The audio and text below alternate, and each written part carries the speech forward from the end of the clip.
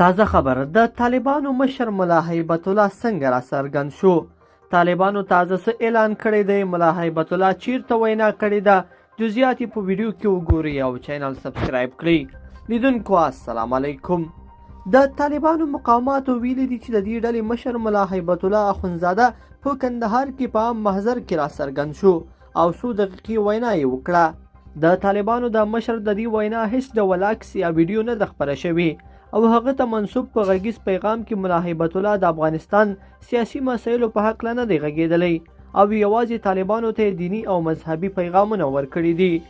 ملا.هیبت اخندزاده په 2014 کال کې وروسته له هغې دی چې د طالبانو د مشر په توګه وټاکل شو چې د طالبانو مخکینی مشر ملا اختر محمد منصور د امریکایي بي پیلوټ الوتکې په برید کې ووژل شو، خو اخندزاده هیڅکله په عام محضر کې نه دی راڅرګند شوی او حتی د هغه د مړینې په اړه راپورونه هم خپاره شوي وو.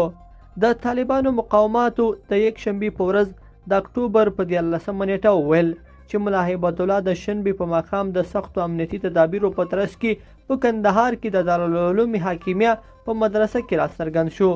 تر اوسه د ملا.هیبت رول د سیاسي او پوځي چارو په پرتله تر ډیره معنوي و، خو د هغه د غږیز پیغام د خپرېدا وروسته دا ګمانونه قوي شوي چې ګواکې هغه د طالبانو د حکومت په اداره کې د مرکزي رول لوبولو په هڅه کې دی. ملا.هیبت چې د القاعده شبکې د مشر ایمن الظواهري له لوري د امیر المؤمنین په صفت ستایل شوی، په دې وتوانېده چې د ملا منصور د وژل کېدو وروسته د طالبانو په صفونو کې د رامنځته شوي انشعاب مخنیوی وکړي.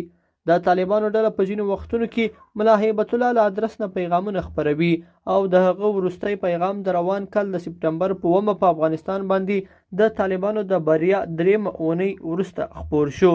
لیدونکو په دې هیله چې دا مطلب به مو تر پایه لیدلی وي. کومه ویډیو خوښه شوې ویډیو لایک کړئ سره او چینل سبسکرایب کړئ. تر بیا ښه وخت.